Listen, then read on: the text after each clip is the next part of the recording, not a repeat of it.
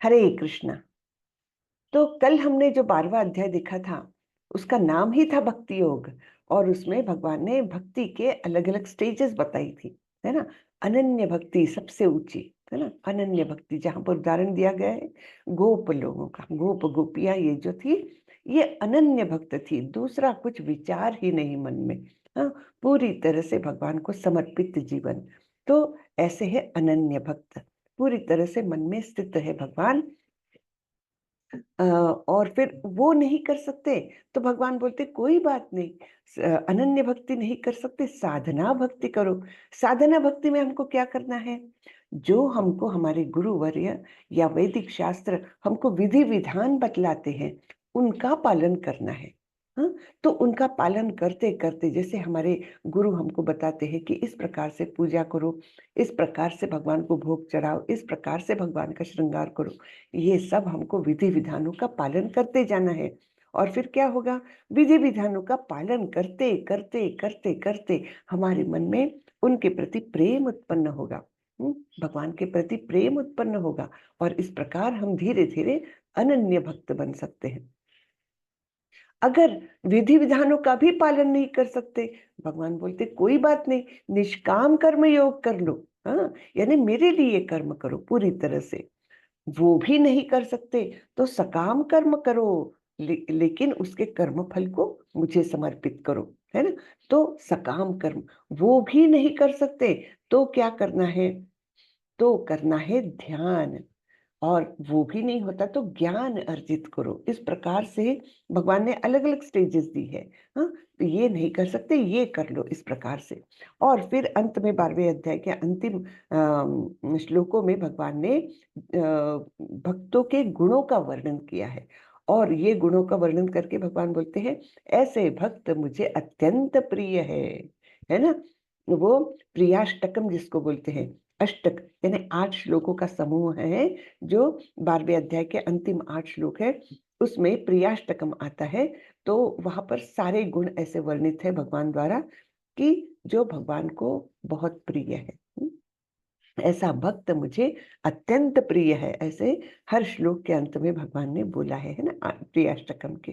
ठीक है, तो ऐसा ये सुंदर अध्याय हमने कल देखा। अब आज से शुरू हो रहा है 13वां अध्याय जो ज्ञान योग का प्रथम अध्याय है। ज्ञान योग प्रधान अध्याय में से पहला अध्याय है। हाँ, ये हम देखने वाले हैं आज। चलिए मैं शेयर करती हूँ और फिर हम देखेंगे आज का अध्याय।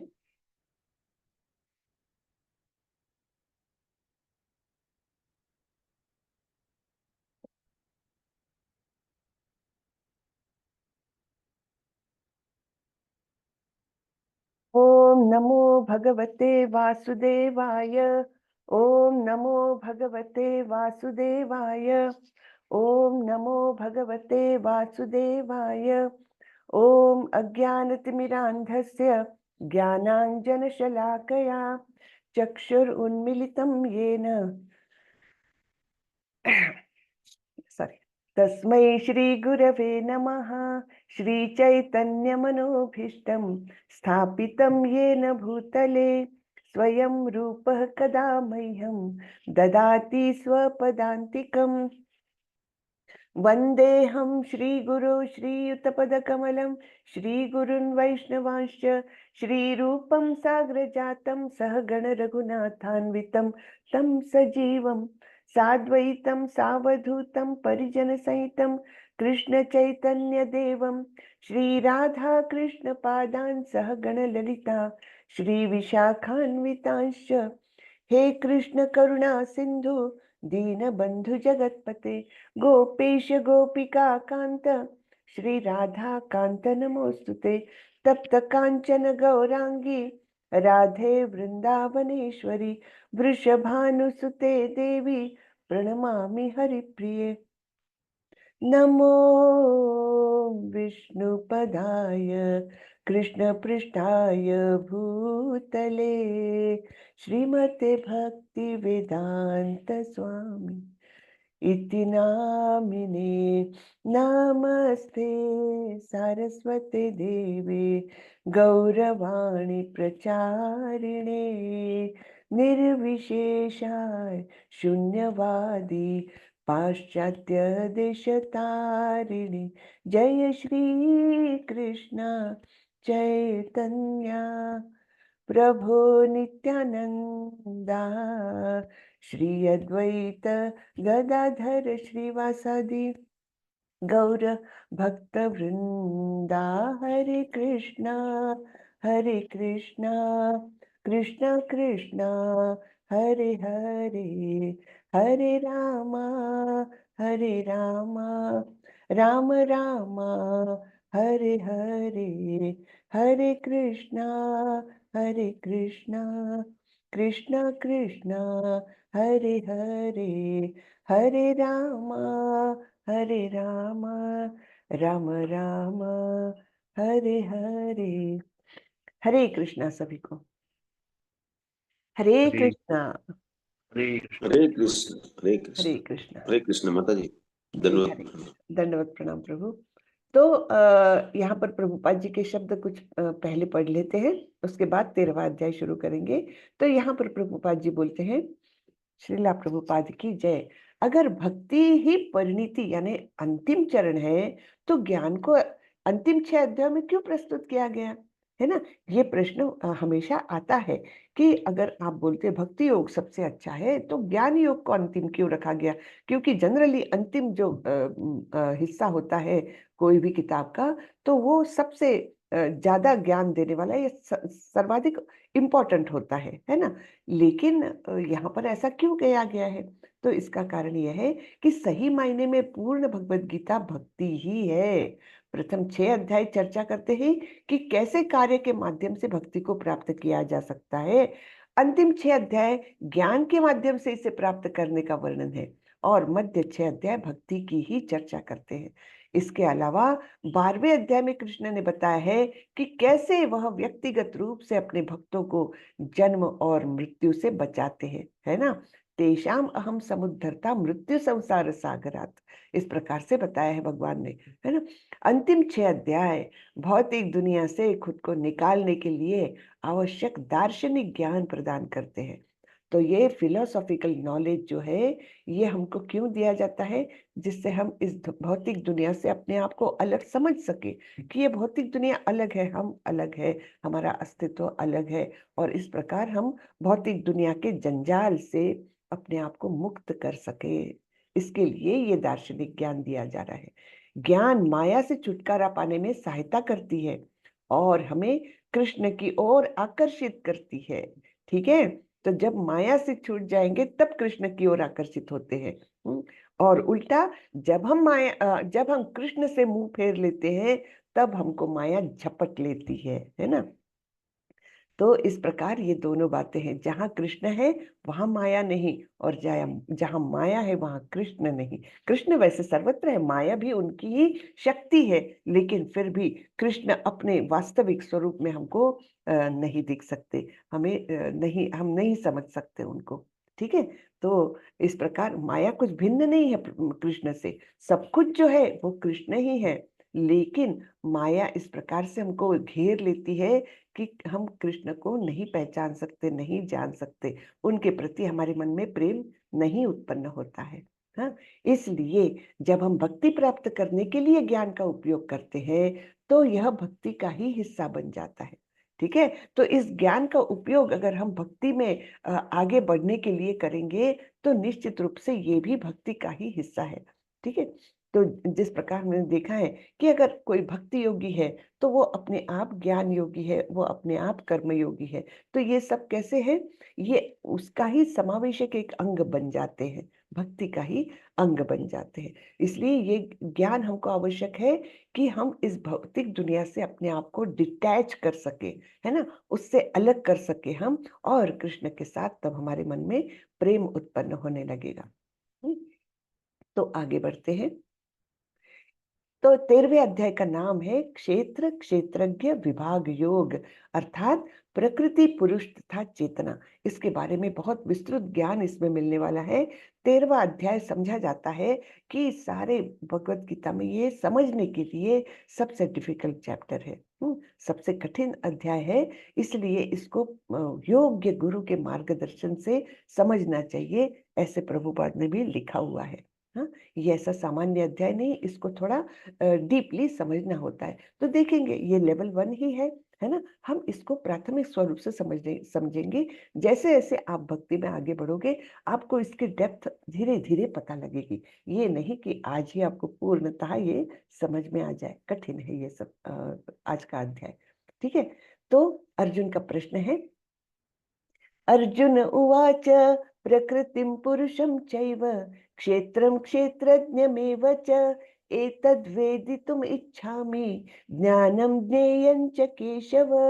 श्रीभगवानुवाच इदं शरीरं कौन्तेय क्षेत्रमित्यभिधीयते एतद्यो वेत्ति तं प्राहुः क्षेत्रज्ञ इति तद्विदः। अर्जुन ने कहा, हे कृष्ण, मैं प्रकृति एवं पुरुष अर्थात भोक्ता, क्षेत्र एवं क्षेत्रज्ञ तथा ज्ञान एवं ज्ञेय के विषय में जानने का इच्छुक हूँ। कितने प्रश्न पूछे अर्जुन ने? 6 प्रश्न पूछे हैं पहले ही श्लोक में। हाँ, तो इस प्रकार पूरा अध्याय भगवान इन जो प्रश्न है उनका पूर्ण उत्तर देने में पूर्ण ये अध्याय आता है। ठीक है, तो 6 प्रश्न है, प्रकृति और पुरुष कौन है, क्षेत्र और क्षेत्रज्ञ कौन है, और ज्ञान और ज्ञेय क्या है ना, इनके बारे में जानकारी हासिल करना चाह रहे हैं अर्जुन। तो श्री भगवान ने कहा, हे कुंती पुत्र, यह शरीर क्षेत्र कहलाता है और इस क्षेत्र को जानने वाला क्षेत्रज्ञ है। ठीक है, सिंपल आंसर। ठीक है, 2 प्रश्नों के उत्तर यहाँ पर हमको मिल गए कि ये जो शरीर है, कौन सी चीजों से बना है शरीर हमारा? पंच महाभूतों से हमारा स्थूल शरीर बना है, और मन बुद्धि और अहंकार, मिथ्या अहंकार, इनसे हमारा सूक्ष्म शरीर बना हुआ है।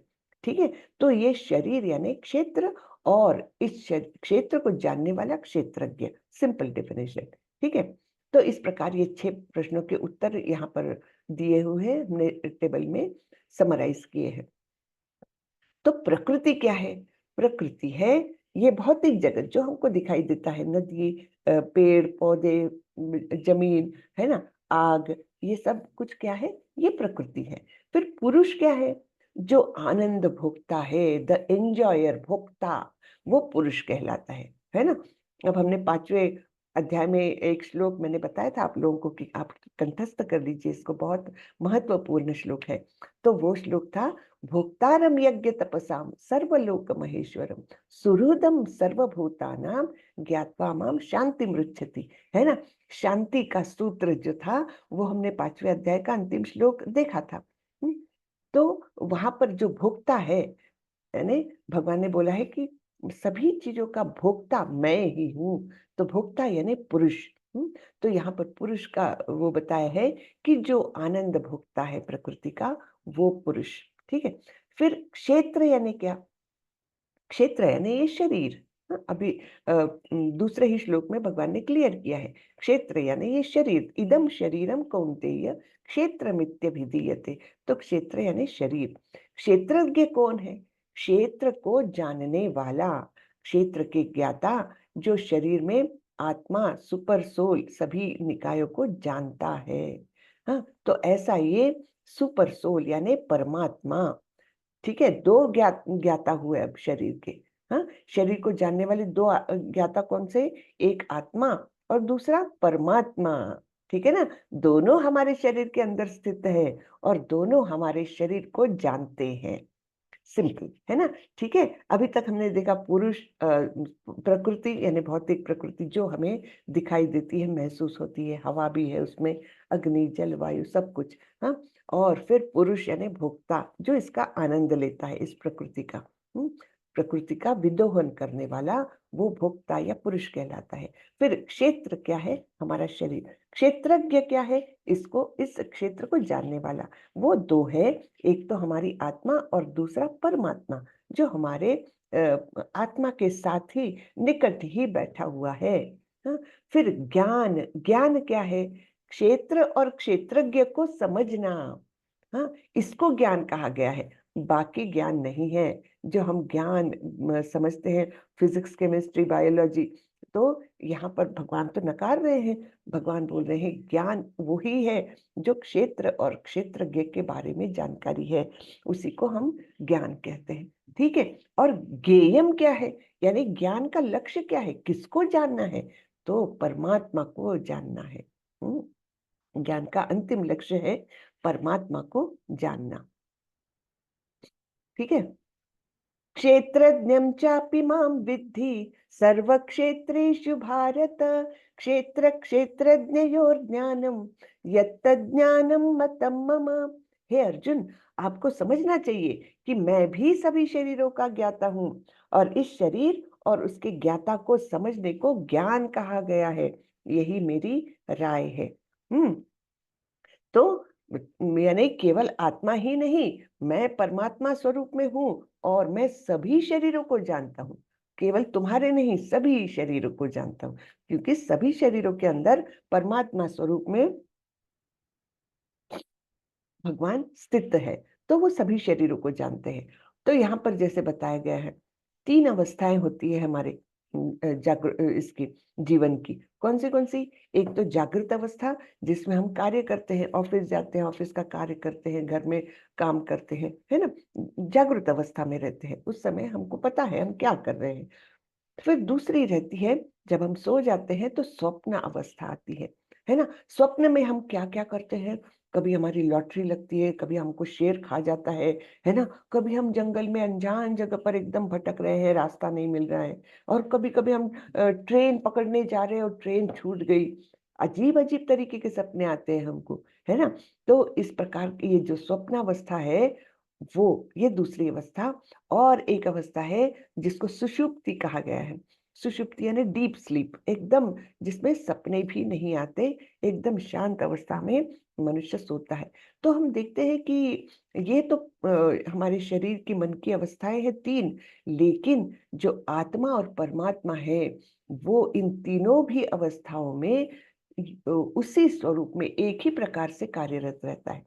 वो आराम नहीं करते, ना आत्मा ना परमात्मा। वो इस सब के साक्षी है, इन सभी अवस्थाओं के साक्षी बन के आत्मा और परमात्मा है। ठीक है। तो इस प्रकार से हम समझते हैं कि आत्मा जो है वो तो हमारे इंडिविजुअल शरीर को जानती है, लेकिन परमात्मा जो है वो सभी शरीरों को जानते हैं। और इनके बारे में जानना, शरीर और उसके ज्ञाता, यानी शरीर जो भौतिक है और उसके ज्ञाता जो आत्मा और परमात्मा है, इनको समझना ही ज्ञान है।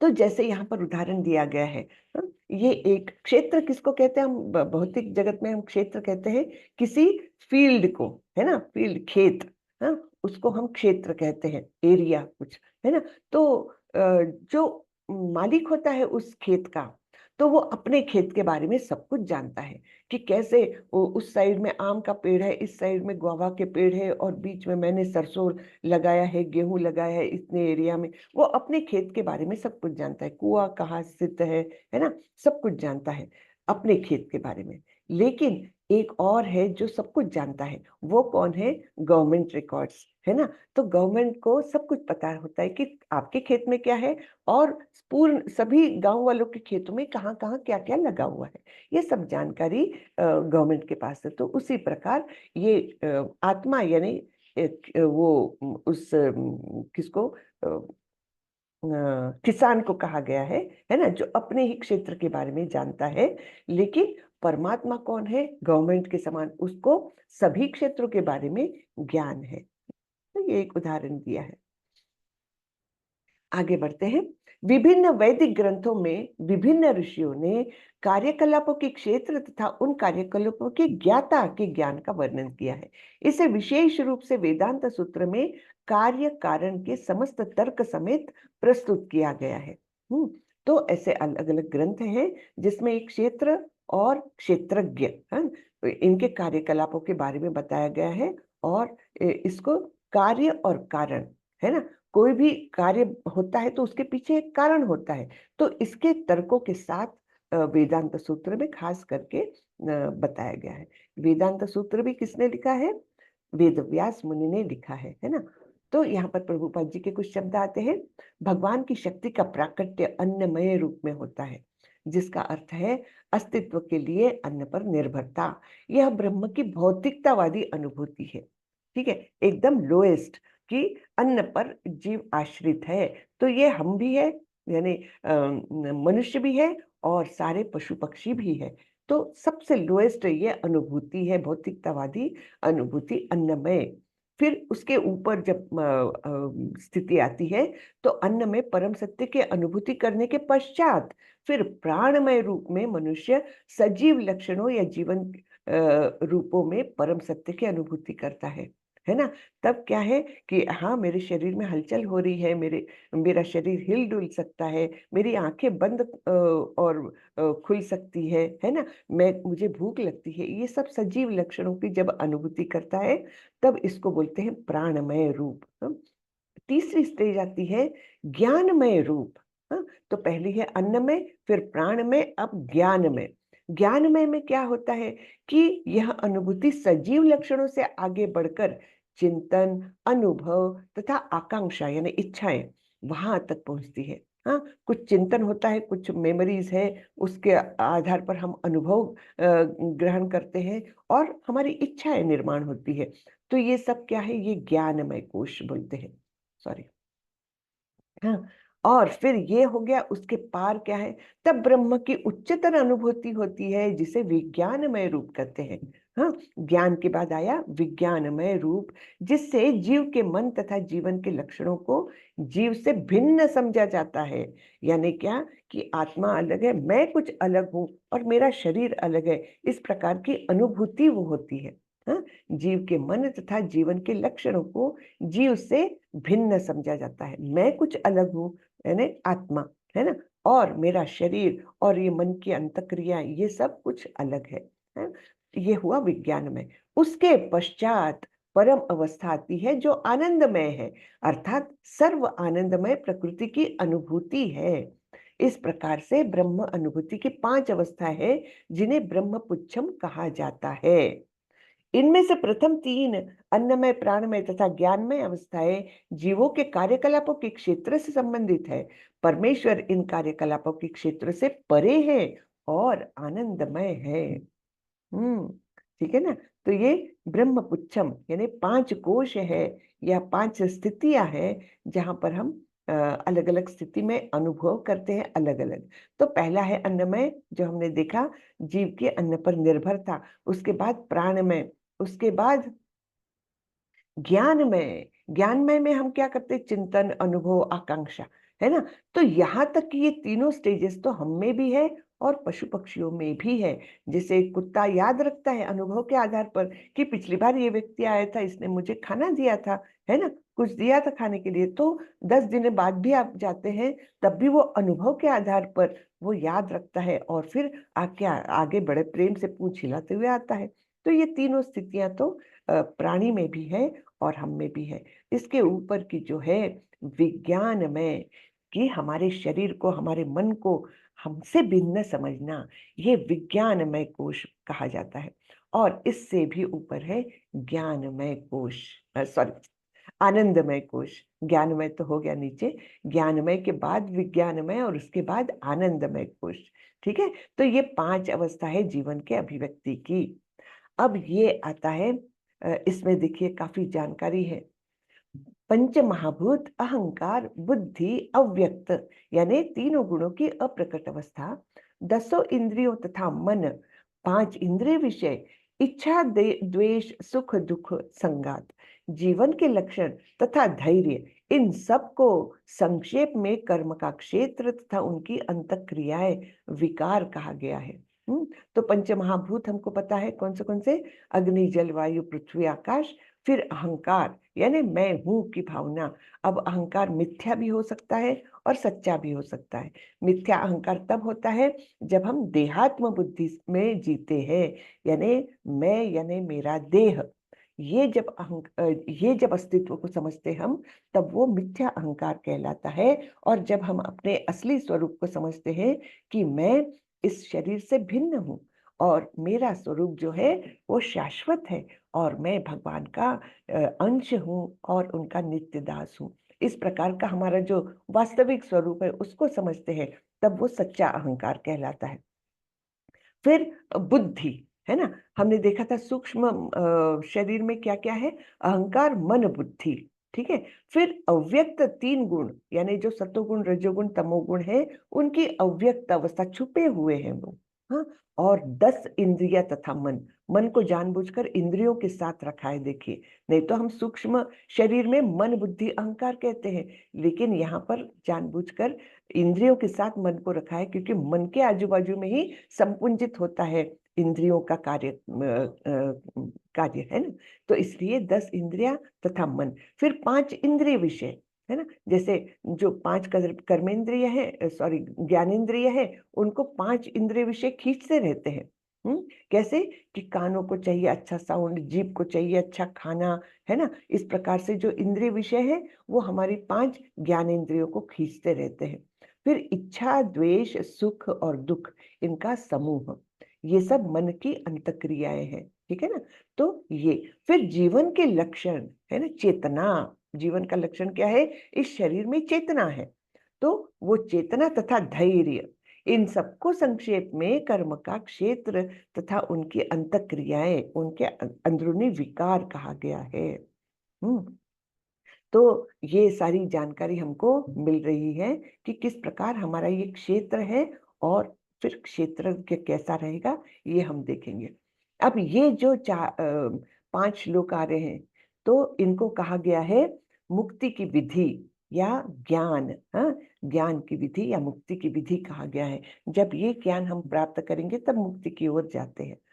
अमानित्वम, अदाम्भित्वम, अहिंसा, क्षान्तिरार्जवम, आचार्योपासनम, शौचम, स्थैर्यम, आत्मविनिग्रहः, इंद्रियार्थेषु वैराग्यम, अनहंकार एव च, जन्म मृत्यु जरा व्याधिर, दुःख दोषानुदर्शनम, असक्तिर् अनभिष्वंगः, पुत्रदार गृहादिषु, नित्यं च समचित्तत्वम्, इष्टानिष्टोपपत्तिषु, मयि चानन्ययोगेन, भक्तिरव्यभिचारिणी, विविक्तदेशसेवित्वम्, अरतिर्जनसंसदि, अध्यात्मज्ञाननित्यत्वं, तत्त्वज्ञानार्थदर्शनम्, एतज्ज्ञानमिति प्रोक्तम्, अज्ञानं यदतोऽन्यथा।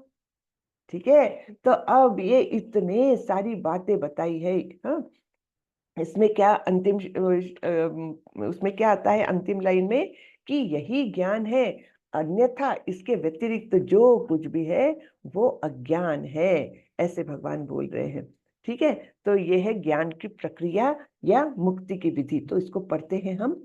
विनम्रता, दंभहीनता, अहिंसा, सहिष्णुता, सरलता, प्रामाणिक गुरु के पास जाना, पवित्रता, स्थिरता, आत्म संयम, इंद्रिय तृप्ति के विषयों का परित्याग, अहंकार का अभाव, जन्म मृत्यु, वृद्धावस्था तथा रोग के दोषों की अनुभूति, वैराग्य, संतान, स्त्री, घर तथा अन्य वस्तुओं की ममता से मुक्ति, अच्छी तथा बुरी घटनाओं के प्रति समभाव, मेरे प्रति निरंतर अनन्य भक्ति, एकांत स्थान में रहने की इच्छा, जन समूह से विलगाव, आत्म साक्षात्कार की महत्ता को स्वीकारना तथा परम सत्य की दार्शनिक खोज, इन सबको मैं ज्ञान घोषित करता हूँ, और इसके अतिरिक्त जो भी है वह सब अज्ञान है। तो ये सब है ज्ञान, बाकी सब अज्ञान। तो इसमें क्या क्या गुण बताए हैं, एक तो नम्रता होनी चाहिए, है ना। तो हमने कहीं पढ़ा हुआ है ना, विद्या ददाति विनयम, है ना। जब हम कुछ पाते हैं, मतलब ज्ञान के रूप में कुछ पाते हैं, तब कहीं जाकर हमने विनम्रता आती है, और विनम्रता ही एक माध्यम है जिसके द्वारा हम गुरु के पास जाकर ज्ञान अर्जित भी कर सकते हैं, है ना। तो इस प्रकार विनम्रता बहुत महत्वपूर्ण। दंभहीनता, किसी भी प्रकार का अहंकार नहीं होना चाहिए। दंभ जनरली कहा जाता है जब हम दुनिया को बताना चाहते हैं कि हम कितने आध्यात्मिक है, कि हम कितने अच्छे हैं, लेकिन उतने अच्छे हैं नहीं हम, तो वो जो दम, उसको दंभ कहा गया है ना, कि शो ऑफ ज्यादा करना, खास करके आध्यात्मिक जगत के बारे में, कि मैं तो इतनी माला जप करती हूँ, मैं तो इतने बजे उठती हूँ, है ना। ये सब जो है बखान करते हैं अपने आध्यात्मिक प्रगति का, वो दंभ कहलाता है। तो दंभहीनता, तो ऐसा दंभ नहीं रहे। फिर अहिंसा, किसी भी प्राणी के प्रति हिंसा नहीं करना है। हिंसा केवल शारीरिक नहीं, मानसिक भी होती है। खास करके जब हम किसी के आध्यात्मिक प्रगति में रुकावट डालने का प्रयास करते हैं, तो वो सबसे बड़ी हिंसा मानी जाती है। कि वो अपने मतलब अपना जीवन सुधारना चाह रहा है, आध्यात्मिक जीवन में प्रगति करना चाह रहा है, उसमें वो कार्य करना चाह रहा है, और उसमें हम बाधा निर्माण करते हैं, तो वो सबसे बड़ी हिंसा हो जाती है ना। सहिष्णुता यानी टॉलरेंस, सहन करने की शक्ति। फिर सरलता यानी अंदर बाहर एक ही समान, ये नहीं कि मुंह से हम कुछ बोल रहे हैं और मन में कुछ अलग भाव है, तो वैसा नहीं। फिर प्रामाणिक गुरु के पास जाना, गुरु की शरण में जाना, ये भी एक आवश्यक है ज्ञान के लिए, है ना। तो नहीं तो हम कैसे ज्ञान अर्जित करेंगे। और गुरु कैसा हो? प्रामाणिक हो, यानी प्रामाणिक यानी जिन्होंने गुरु शिष्य परंपरा के माध्यम से ज्ञान प्राप्त किया है, और वे स्वयं महान भक्त है। ऐसा नहीं कि निरा ज्ञान दे रहे हैं, केवल मुंह जबानी ज्ञान दे रहे हैं, नहीं, वो ज्ञान को स्थैर्य तभी आएगा जब वो भक्ति पर अधिष्ठित होगा, है ना। तो इस प्रकार वो स्वयं महान भक्त होना चाहिए, और उनका ज्ञान जो प्राप्त है वो गुरु शिष्य परंपरा के माध्यम से आया हुआ चाहिए। ठीक है। पवित्रता यानी शरीर से मन से शुद्धता। स्थिरता, ये नहीं कि चंचलता है, आज ये किया कल वो किया, कहीं पर भी एक स्थिरता नहीं है मन की, वो ऐसा नहीं होना चाहिए, स्थिर होना चाहिए। ठीक है। आत्मसंयम, हाँ, तो कंट्रोल होना चाहिए अपने विचारों पर, इंद्रियों पर, सब कुछ। इंद्रिय तृप्ति के विषयों का परित्याग। इंद्रिय तृप्ति के विषय अनेक रहते हैं, है ना। तो स्वाद है उसमें, फिर यानी विषय कौन से होते हैं? स्वाद है, फिर ध्वनि है, फिर स्पर्श है ना, इस प्रकार से स्मेल है ना, गंध, ये सब उनका त्याग, परित्याग। अहंकार का अभाव, हाँ, किसी भी प्रकार का अहंकार कब होता है? जब हम हमारे भौतिक इसके जो कुछ उपलब्धि है उसके बारे में बखान करते हैं, तो वो अहंकार हो जाता है, उसका भी अभाव। फिर ये बहुत इंपॉर्टेंट है, जन्म मृत्यु वृद्धावस्था तथा रोग के दोषों की अनुभूति। जन्म मृत्यु जरा व्याधि दुख दोषानुदर्शनम। तो इसका क्या मतलब है? कि हम इस जीवन में आते हैं तो सबसे बड़ी समस्याएं हमारे सामने कौन सी होती है पता है? एक तो जन्म है, जन्म ही बहुत कष्टदायक होता है। दूसरा है मृत्यु, इस शरीर का नाश होना है, ये मृत्यु है ना। फिर जन्म मृत्यु जरा, जरा यानी क्या? बुढ़ापा। बुढ़ापा आना है जो बहुत कष्टदायक है। और व्याधि, इस शरीर को अलग अलग रोग होने हैं, वो भी बड़े कष्टदायक है।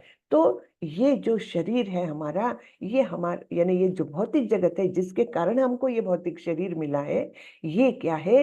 ये दुखालय है, यानी दुखों का घर है। इसकी अनुभूति हमको होना चाहिए। जब हम इस भौतिक जगत को छोड़ करके आध्यात्मिक जगत में जाएंगे, तब ना तो जन्म के कष्ट है, ना मृत्यु होनी है, ना हमको बुढ़ापा आना है, ना ही कोई रोग होने हैं, है ना। तो कितनी अच्छी अवस्था है वो। और ये भौतिक जगत में तो ये सब अनअवॉइडेबल है, ये वास्तविक समस्याएं हैं जिनका आज तक कोई भी समाधान मिल ही नहीं सका। कितने भी साइंटिस्ट बोल ले कि हम तो मृत्यु से छुटकारा दिलाने वाला ऐसा कुछ ढूंढ निकालेंगे, या ऐसा कुछ ढूंढेंगे कि वृद्धावस्था आए ही नहीं, कितना भी कुछ भी बोल ले, ये चार चीजों से हमको छुटकारा नहीं है जब तक हम भौतिक जगत में है ना। तो इनकी अनुभूति करना कि ये वास्तविक स्थान नहीं है मेरा। लोग क्या बोलते हैं? अरे ठीक है ना, हम तो कितना मजा कर रहे हैं, एंजॉय कर रहे हैं इस लाइफ को। ये एंजॉयमेंट नहीं है, ये भी अनुभूति होना, ये एक ज्ञान का स्रोत है। लेकिन है ना, हम सामान्यतः किसी से भी मिलते हैं, कैसे हैं आप? बहुत मजे में हूँ।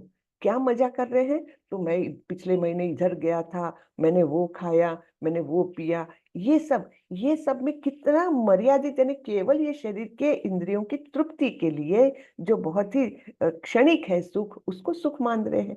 ये मतलब बहुत ही कुंठित विचार हो गए। लेकिन हम जब इस आध्यात्मिक जगत में पैर रख रहे हैं, तब हमको पहला चीज ये मालूम होनी चाहिए कि ये भौतिक जगत ये हमारे लिए नहीं है, हमारा वास्तविक घर वो है, और दूसरी जगह पर आकर ये हम कष्ट भोग रहे हैं। तो यहाँ से छुटकारा पाने का रास्ता ढूंढना, ये तो पहली हमारी वो होना चाहिए, मतलब इच्छा होनी चाहिए, है ना। फिर उसके बाद क्या है, जन्म मृत्यु जरा व्याधि के दोषों की अनुभूति, वो हो गया।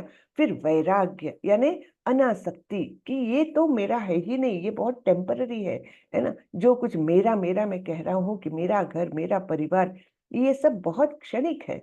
जब हम पूरा टाइमलाइन देखते हैं, तब इसका जो क्षणिक स्वरूप है वो हम अनुभव करते हैं। फिर संतान, स्त्री, घर तथा अन्य वस्तुओं की ममता से मुक्ति। सबसे ज्यादा अटैचमेंट हमको किससे रहती है? अपनी संतानों से। लेकिन ये समझना चाहिए कि ये संतान केवल कुछ समय के लिए हमसे जुड़े हुए हैं, और जुड़े हैं हमारे देह से। जो देह ही बहुत टेम्पररी है, तो उससे जुड़ी हुई चीजें तो कितनी टेम्पररी है ना, बहुत ही कम समय के लिए। तो इस प्रकार से ये सोच करके संतान, स्त्री, घर तथा जो भी अन्य वस्तु जिसको हम मेरा कहते हैं, मेरा घर, मेरी जमीन, है ना, मेरी प्रॉपर्टी, ये सब बोलते हैं, उनसे ममता, हाँ, उनसे ममता की से मुक्ति होना है हमको, उनसे कोई आसक्ति नहीं रखना है। फिर अच्छी तथा बुरी घटनाओं के प्रति समभाव। ये तो हम बार बार देखते आ रहे हैं किस प्रकार भक्त का मन समभाव में रहता, विचलित नहीं होता। द्वंद्व तो आते रहेंगे जीवन में, सुख दुख, यश अपयश, मान अपमान, है ना, ये सब आते रहेंगे। जैसे गर्मी सर्दी का मौसम आता रहता है, वैसे आते रहेंगे। तो मन में उसके प्रति समभाव रहे। फिर मेरे प्रति निरंतर अनन्य भक्ति। भगवान कह रहे हैं कि ये अनन्य भक्ति, ये भी एक आवश्यक घटक है। फिर एकांत स्थान में रहने की इच्छा।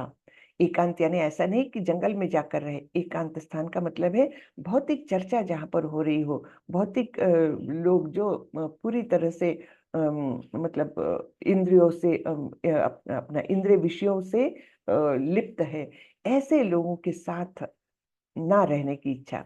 एकांत स्थान में रहना प्रेफर करूंगी। घर में अकेले बैठ करके मैं अच्छी हूँ, है ना, भगवान के बारे में सुन रही हूँ, पढ़ रही हूँ, भक्ति कर रही हूँ, ये ज्यादा अच्छा है ना कि 50 मित्रों के साथ घूमने फिरने, और उसमें उसमें एंजॉयमेंट नहीं है, क्योंकि वो बहुत ही क्षणिक है। जिसको हम सुख मानते हैं, एंजॉयमेंट मानते हैं, वो बहुत क्षणिक है, और उससे कुछ हम अपने मन को स्थिरता नहीं पा सकते उससे, है ना। उससे और इच्छाएं बढ़ती है, और कुछ नहीं। तो इसलिए एकांत स्थान में रहने की इच्छा। जन समूह से विलगाव, वैसा ही है ना, कि ज्यादा लोगों में रहना पसंद नहीं करते। तो आत्म साक्षात्कार की महत्ता को स्वीकारना, कि ये बहुत इंपॉर्टेंट है कि मैं जानूं कि मैं कौन हूँ, भगवान कौन है, हमारा रिश्ता क्या है, ये सब जानना, इसका महत्वपूर्ण रोल क्या है, ये स्वीकारना, है ना, वो भी एक है। तथा परम सत्य की दार्शनिक खोज। हाँ, तो फिलोसॉफिकली हम जान पाए, जो हम ज्ञान योग के माध्यम से अभी करने जा रहे हैं, परम सत्य की दार्शनिक खोज। इन सबको मैं ज्ञान घोषित करता हूँ, और इनके अतिरिक्त जो भी है वह सब अज्ञान है। ठीक है, तो यहाँ पर ये सब डिटेल में बताया है। कृपया म्यूट करें। ये सब डिटेल में बताया है, वही जो गुण मैंने अभी बताया आप लोगों को, वही सब यहाँ पर बताया है। अब मैं तुम्हें ज्ञेय के विषय में बतलाऊंगा, जिसे जानकर तुम नित्य ब्रह्म का आस्वादन कर सकोगे।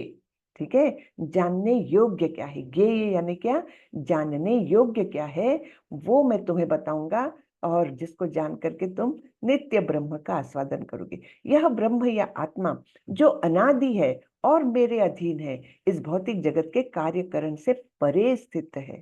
ठीक है, तो नित्य ब्रह्म या किसको कहा गया है? आत्मा को। और आत्मा कैसी है? अनादि है, इसका भी कोई शुरुआत नहीं है, अंत नहीं है, अनादि है, और भगवान का ही अंश है, भगवान के ही अधीन है। ये इस भौतिक जगत से परे है, क्योंकि ये भगवान के अंतरंगा शक्ति द्वारा निर्मित है ना।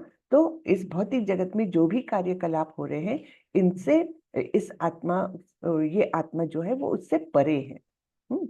सर्वेंद्रिय गुणाभासम सर्वेंद्रिय विवर्जितम असक्तम सर्वभृच्चैव निर्गुणम गुणभोक्तृ च।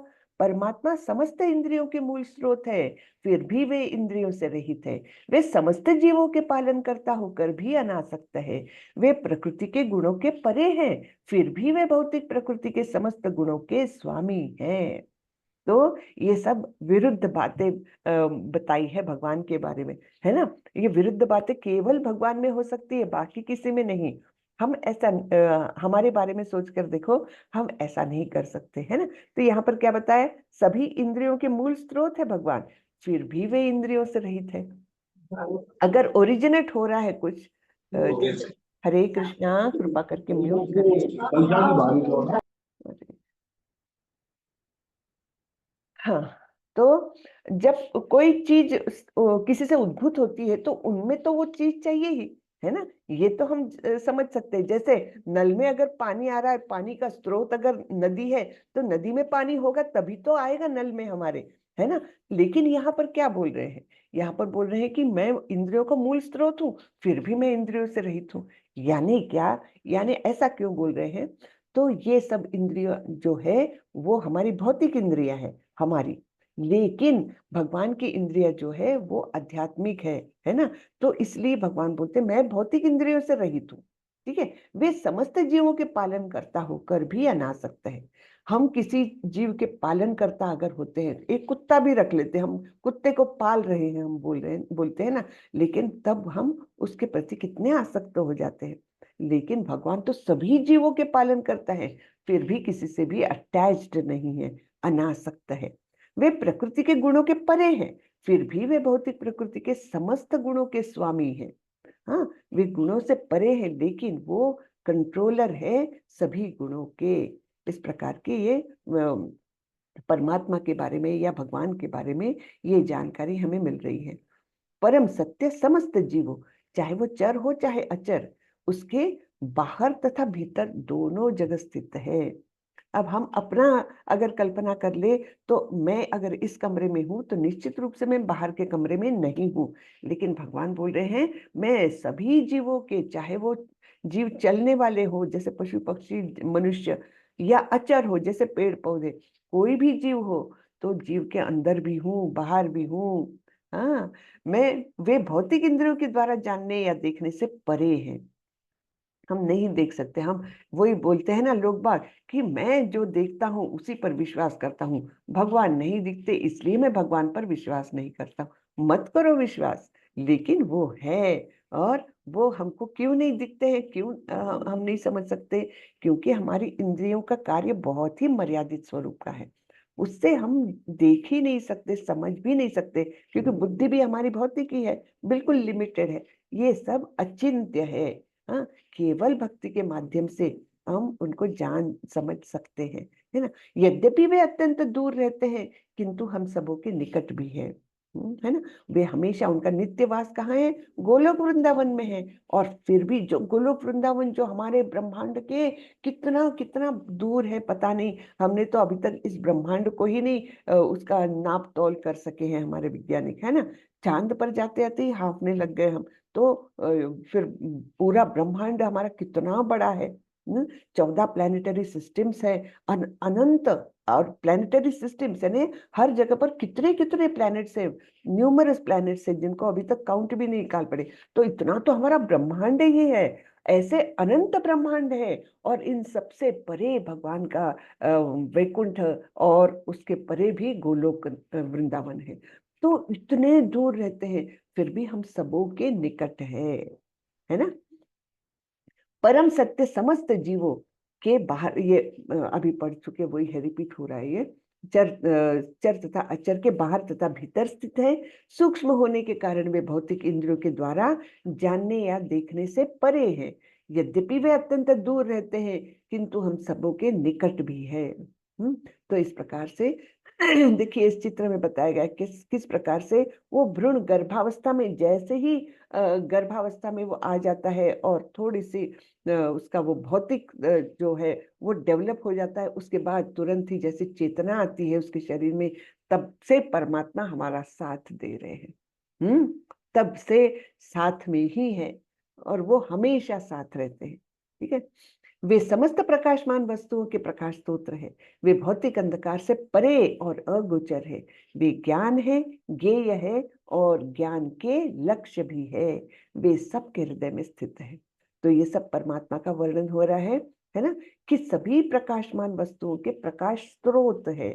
तो जहां से प्रकाश उनको मिलता है, जैसे सूर्य को प्रकाश देने वाले स्रोत भी भगवान है।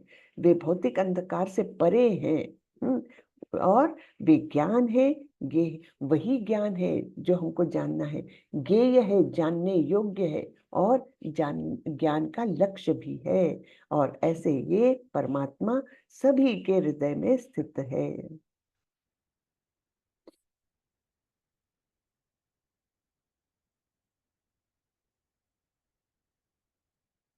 इस प्रकार मैंने कर्म क्षेत्र यानी शरीर, ज्ञान तथा ज्ञेय का संक्षेप में वर्णन किया। इसे केवल मेरे भक्त ही पूरी तरह समझ सकते हैं और इस तरह मेरे स्वभाव को प्राप्त होते हैं। यहाँ पर भी यानी ज्ञान दे रहे हैं, ज्ञान योग में हम अभी प्रवेश कर चुके हैं। तो ज्ञान योग के बारे में बताते हुए भी भगवान बोल रहे हैं कि केवल मेरे भक्त ही इसको समझ सकते हैं। बताइए, यानी ज्ञान लेने के लिए भी भक्ति का अधिष्ठान आवश्यक है। प्रकृति तथा जीवों को अनादि समझना चाहिए। उनके विकार तथा गुण प्रकृति जन्य है। हाँ, तो प्रकृति भी अनादि है और जीव भी अनादि है। और उनकी जो अंत क्रियाएं हैं प्रकृति के साथ जीव की, तो वे सब प्रकृति जन्य है।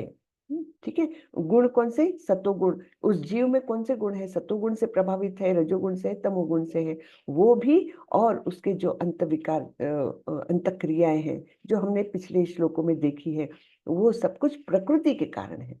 हाँ? कार्य कारण कर्तृत्वे हेतु प्रकृति रुच्यते, पुरुषः सुख दुखानाम भोक्तृत्वे हेतु रुच्यते। प्रकृति समस्त भौतिक कारणों तथा कार्यों की हेतु कही जाती है और जीव इस संसार में विविध सुख दुख के भोग का कारण कहा जाता है। हाँ? तो ये हेतु है प्रकृति और ये कारण है। ठीक है, तो इस प्रकार से प्रकृति और जीव का समन्वय है। हाँ? पुरुष प्रकृति स्थो ही भुंक्ते प्रकृति जान गुणान, कारणम गुण संगस्य सद असद योनि जन्मसु। इस प्रकार जीव प्रकृति के तीनों गुणों का भोग करता हुआ प्रकृति में ही जीवन बिताता है। यह उस प्रकृति के साथ उसकी संगति के कारण है। इस तरह उसे उत्तम तथा अधम योनियां मिलती रहती है। तो जैसे अभी हमने मनुष्य जीवन प्राप्त किया है और सपोज हमें तमोगुण का प्रादुर्भाव ज्यादा है ना, तो तमोगुण के वस्तुओं का हम भोग करेंगे, तमोगुणी जीवन जिएंगे हम, और फिर इसी प्रकार हमारा जीवन बीत जाएगा इसी प्रकृति में। उसके बाद क्या होगा? उसका रिएक्शन करके हमको निम्न योनियां मिलेगी और फिर से हम उसी शरीर को खुद मानते हुए, यानी मैं ही ये शरीर हूँ ये मानते हुए, फिर से हम प्रकृति के गुणों का भोग करते हुए प्रकृति में ही जिएंगे। और इस प्रकार उसको हमको कभी अच्छी योनि मिलेगी, सद योनि मिलेगी, कभी असद योनि मिलेगी यानी निम्न योनि मिलेगी, है ना। कभी हम देवताओं के से शरीर भी प्राप्त करेंगे और कभी हम एकदम निम्न स्तर के जानवरों का भी शरीर प्राप्त करेंगे, रहेंगे इस प्रकृति में ही जब तक हम इस भक्ति और ज्ञान के माध्यम से हम इस भौतिक जगत से छलांग लगा के बाहर नहीं जाते, तब तक हम इस प्रकृति में ही रहेंगे, उनके प्रकृति के गुणों का भोग करते हुए अपना जीवन यही बिताते रहेंगे, है ना। तो इस प्रकार ये उत्तम और अधम योनियां जीव को मिलती रहती है।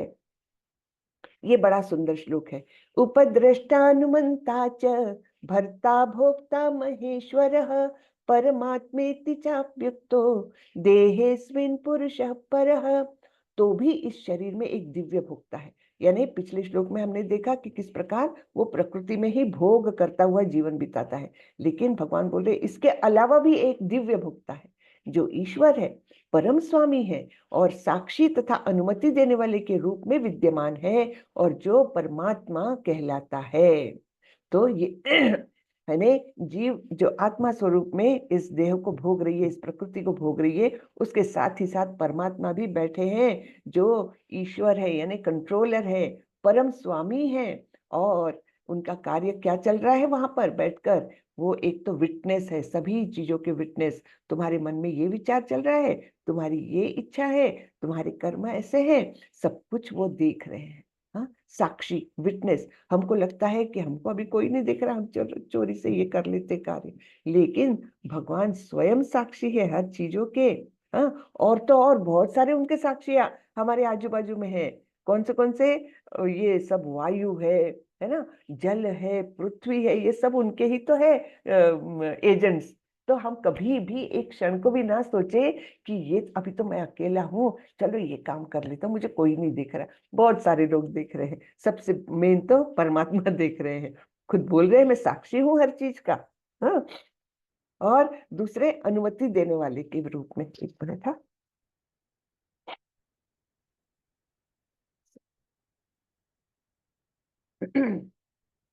तो साक्षी तथा अनुमति देने वाले के रूप में, यानी तुम्हारी कुछ इच्छा है, तुम्हारे कुछ कर्म है, हाँ, तो उनको अप्रूवल देने वाले भी वही है। ठीक है, तो ये दो कार्य उनके मेनली चल रहे हैं अंदर बैठ करके। और भी बहुत सारे कार्य हैं, लेकिन ये दो यहाँ पर बताए गए हैं।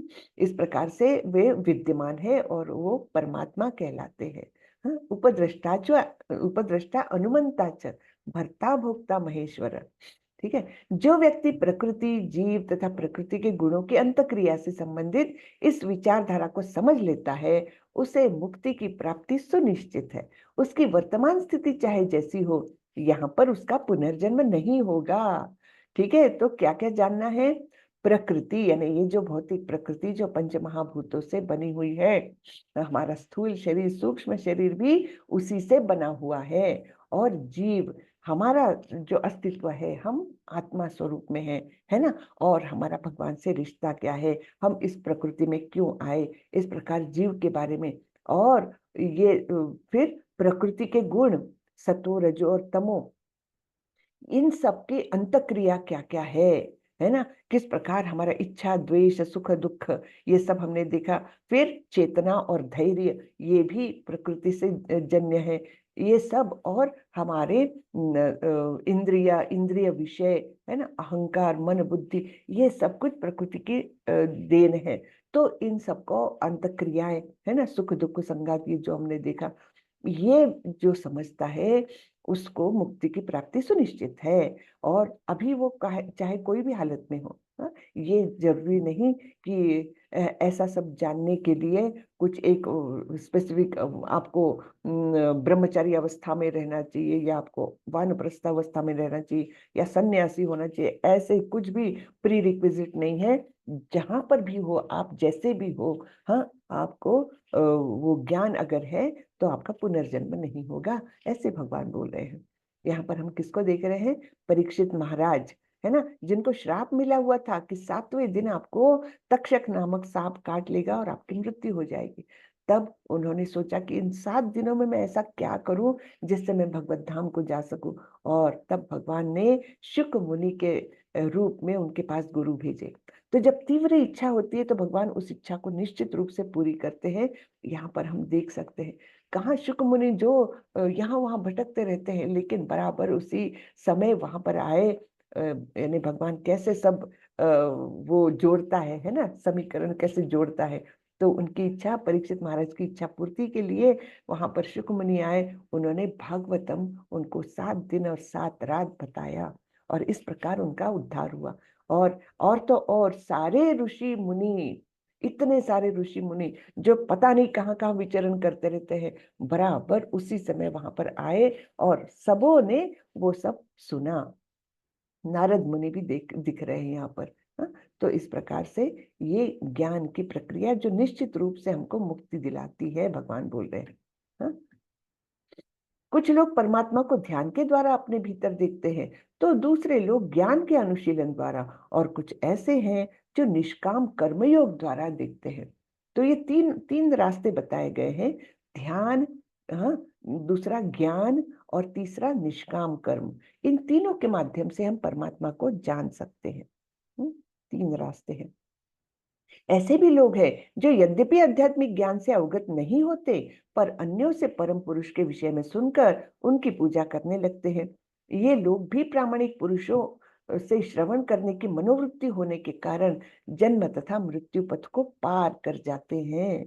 जैसे देवाहुति है ना, अपने पुत्र से, कपिल मुनि से ज्ञान ले रही है। उनको यानी यहाँ पर बताया है ना, वो आध्यात्मिक ज्ञान से अवगत नहीं है, फिर भी वो ज्ञान ले रही है, सुन करके, श्रवण करके ज्ञान ले रही है, और वो ज्ञान के आधार पर ही वो भगवान के विषय में पूजा कर रही है ना।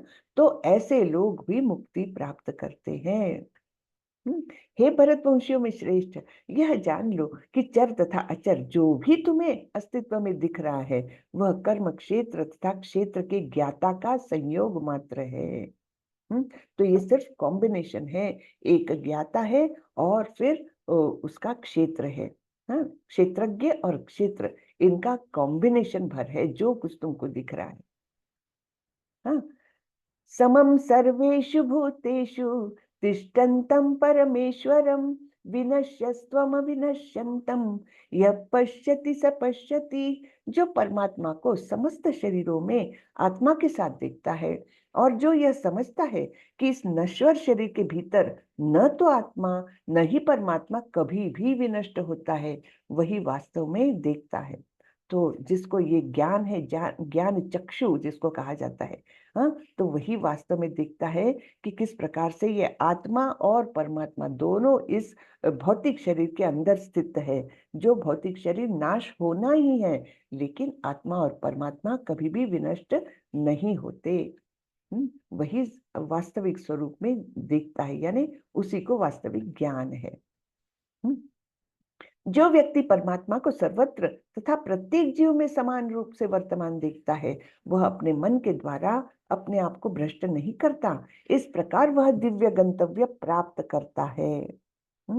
तो सभी जीवों के अंदर परमात्मा है, हाँ, और एक समान स्थित है। ऐसा नहीं कि मेरे परमात्मा बड़े हैं, तुम्हारे परमात्मा छोटे हैं, उसके तो बहुत ही छोटे हैं, ऐसा नहीं है। सभी के अंदर समान रूप से है वे, हाँ, समान रूप से वो वर्तमान यानी स्थित होते हैं। तो ऐसा जो ज्ञानी व्यक्ति है, वो मन में आने वाले विकारों से अपने आप को विचलित नहीं करता, भ्रष्ट नहीं करता।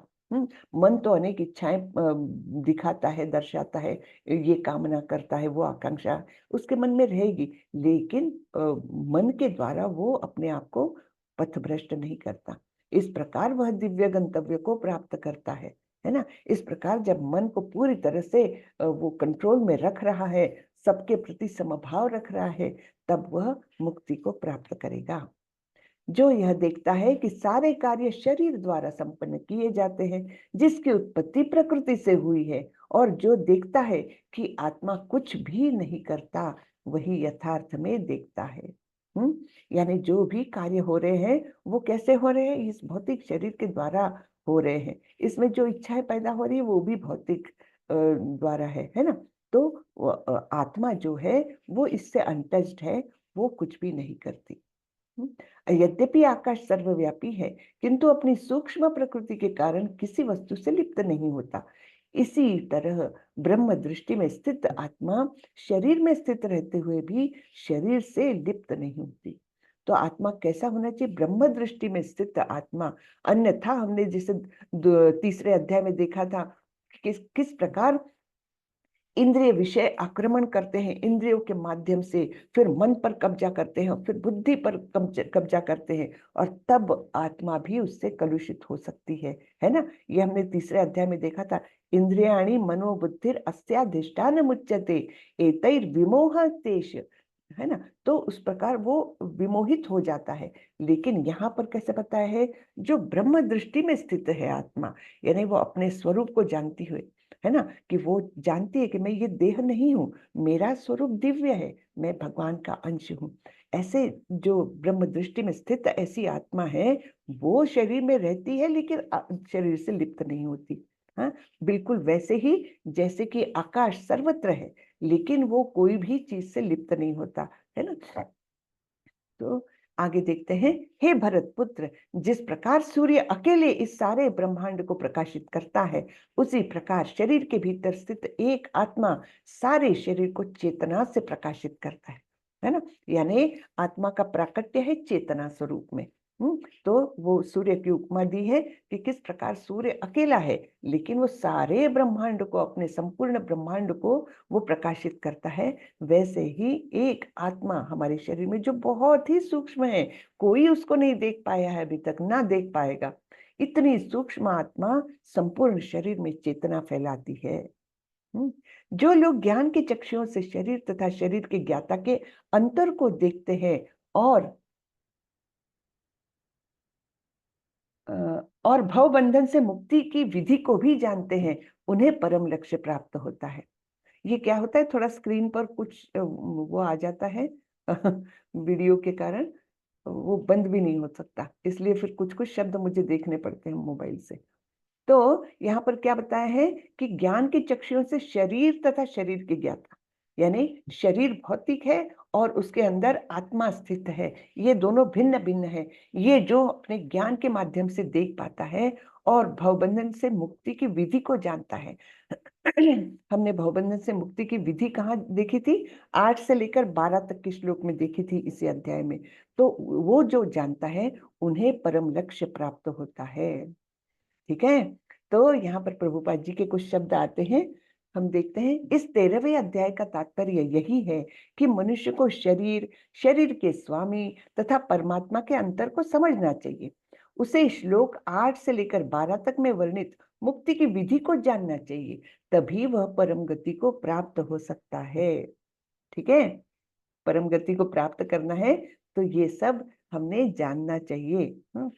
क्योंकि इसके माध्यम से हम भक्ति में ज्यादा उन्नति करेंगे। ठीक है, केवल भक्ति, इसलिए तो भक्ति लोगों को लगता है इमोशनल है ना, वो बहुत इमोशनल है, भावुक है, इसलिए वो भक्ति में जाता है। वैसा नहीं है। भक्ति को अगर ज्ञान का अधिष्ठान मिल जाए तब फिर भक्ति बहुत जल्दी प्रोग्रेस करती है ना। श्रद्धालु को चाहिए कि सर्वप्रथम वो ईश्वर का श्रवण करने के लिए सत्संगति करे और धीरे धीरे प्रबुद्ध बने। यदि गुरु स्वीकार कर लिया जाए तो पदार्थ तथा आत्मा के अंतर को समझा जा सकता है और वही अग्रिम आत्म साक्षात्कार के लिए शुभारंभ बन जाता है। तो गुरु के माध्यम से हम जान सकते कि ये सब पदार्थ में आता है, यानी भौतिक में आता है, और ये जो है आत्मा वो भिन्न है। इस प्रकार के अंतर को जब हम समझ लेते तो ये हमारा शुभारंभ हो गया। ठीक है, गुरु अनेक प्रकार के उपदेशों से अपने शिष्यों को देहात्म बुद्धि से मुक्त होने की शिक्षा देता है। उदाहरणार्थ, भगवत गीता में कृष्ण अर्जुन को भौतिक बातों से मुक्त होने के लिए शिक्षा देते हैं। मनुष्य यह तो समझ सकता है कि यह शरीर पदार्थ है और इसे 24 तत्वों में विश्लेषित किया जा सकता है। ये हमने देखे हैं 24 तत्व कौन से थे। हाँ, महाभूतान्य अहंकार, है ना, फिर पंच महाभूत, फिर 10 इंद्रिय, मन, बुद्धि, है ना, ये सब हमने देखे थे। ये 24 तत्वों में इसका विश्लेषण होता है। जीवन के लक्षण इन्हीं तत्वों की अंतक्रियाएं हैं, किंतु इनसे भी ऊपर आत्मा और परमात्मा है। आत्मा तथा परमात्मा दो है, ये नहीं। लोगों को लगता है आत्मा और परमात्मा एक ही तो है, बिल्कुल नहीं। आत्मा अलग है, परमात्मा अलग है। आत्मा केवल अपने व्यष्टि शरीर को जान सकती है, अपने इंडिविजुअल शरीर के बारे में जानती है। परमात्मा सभी शरीरों के बारे में सब कुछ जानते हैं। बल्कि हम तो अपने शरीर के बारे में पूर्णतः जानते भी नहीं हैं। हम कहाँ जानते हैं कि कैसे हमारा ब्लड सर्कुलेशन हो रहा है, कैसे हमारी डाइजेस्टिव सिस्टम काम कर रही है, हमको कहाँ पता है एक्चुअली, है ना। इस प्रकार से हम तो अपने देह के बारे में भी पूर्णता नहीं जानते, लेकिन परमात्मा सब कुछ जानते हैं। हाँ? तो यह भौतिक जगत आत्मा तथा 24 तत्वों के संयोग से कार्यशील है। मनुष्य को चाहिए कि गुरु की सहायता से इस अध्याय को भली भांति समझ ले। तो गुरु की सहायता यहाँ पर बहुत आवश्यक है इस अध्याय को समझने के लिए, ये प्रभुपाद जी बता रहे हैं, है ना। हरे कृष्णा। तो यहाँ पर हम सारांश देखेंगे। अर्जुन के 6 प्रश्न थे। हाँ, कौन से? प्रकृति पुरुष क्या है, क्षेत्र क्षेत्रज्ञ क्या क्या है, और ज्ञान और ज्ञेय क्या है। ये 6 प्रश्न थे। फिर क्षेत्र क्षेत्र और क्षेत्रज्ञ और ज्ञान का वर्णन किया है भगवान ने कि जो क्षेत्र यानी तुम्हारा शरीर, क्षेत्रज्ञ यानी इसको जानने वाला, और क्षेत्रज्ञ दो प्रकार के हैं, सॉरी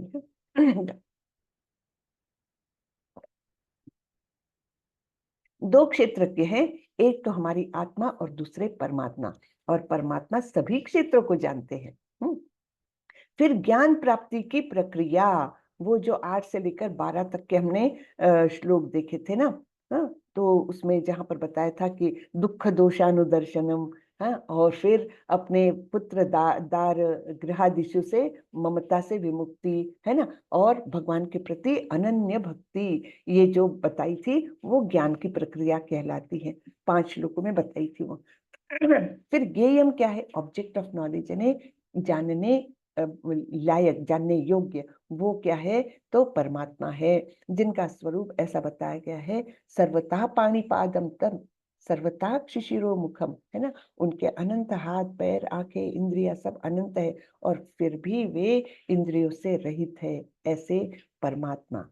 प्रकृति पुरुष और संघ, इनके बारे में है ना, कि किस प्रकार प्रकृति के अंदर जीव आकर के प्रकृति को ही भोगता है और उसी में जीवन व्यतीत करता है, और इस प्रकार गुणों के माध्यम से जो उस पर प्रादुर्भाव है, उसके कारण उसको सद और असद योनियां प्राप्त होती रहती है।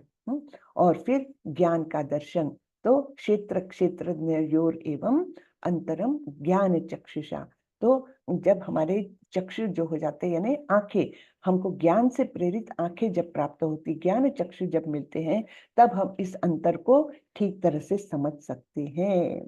हरे कृष्णा। हरे कृष्णा माता जी, दंडवत प्रणाम। दंडवत प्रणाम। हरे कृष्णा माता जी, दंडवत प्रणाम। दंडवत प्रणाम प्रभु। बहुत ही आज तो मन तो पूरा क्या बताए प्रसन्न हो गया। हरे कृष्णा। बहुत आज अद्भुत अध्याय है प्रश्न ये, भी बहुत अद्भुत बहुत ही अध्याय अद्भुत है, और है, कठिन है, एक्चुअली कठिन है ये जरा समझने में। और ये मेरा सबसे फेवरेट अध्याय था माता हम्म। जी। जी। और मैं इस अध्याय से संबंधित कई सारी प्रश्न को मतलब आया है मेरे मन में, जी। तो पूछूंगा। जी। माता जी, मैं अब एक कोशिश करूंगी, प्रश्न है। मैं कोशिश करूंगी एक जरूर। नहीं माता जी, आप कोशिश नहीं, आप तो स्वयं बता रही हैं, तो कोशिश इसमें क्या। नहीं नहीं आपके जैसा अगर थोड़ा सा भी मिल जाए नॉलेज तो काश नहीं नहीं, मुझे जीवन कुछ सवर भी जाए। नॉलेज नहीं है, मैं तो कुछ भी नहीं, मैं तो अभी एक कदम भी नहीं आगे बढ़ी हूँ। बात बताने का तरीका आपका, और जो बोलते हैं एक शुद्धता के साथ, वो तो हमारे पास में है भी नहीं। थोड़ा थोड़ा आपसे सीख रहा हूँ। इसमें मैं एक मेरा प्रश्न है, क्या हमारे ज्ञान इंद्रिय जो होती है, इस ये क्षीण होने के बाद में हमारा चेतना लुप्त हो जाता है? चेतना बोले तो ज्ञान, उस वक्त ज्ञान हमारा लुप्त हो जाता है? अ, क्या ज्ञानेंद्रिय लुप्त होने के, क्षीण होने के बाद ज्ञान लुप्त हो जाता है? जी। नहीं क्या नहीं, हमारे ज्ञानेंद्रिय तो ज्ञानेंद्रिय। बहुत ही एक्सटर्नल है। ज्ञानेंद्रिय जैसे हम हमको वृद्धावस्था में हमको टेस्ट नहीं आता, दिखाई नहीं देता, ज्ञानेंद्रिय क्षीण हो गई, लेकिन उसके साथ ज्ञान क्षीण होगा ऐसे तो नहीं।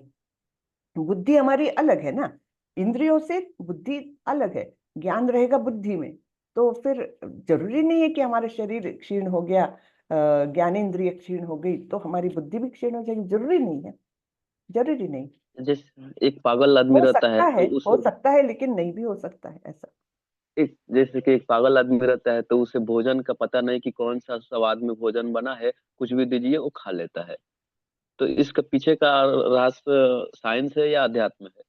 अध्यात्म नहीं है यहाँ पर, ये तो भौतिक प्रक्रिया है, कि उसका वो लिंक ही नहीं हुआ है।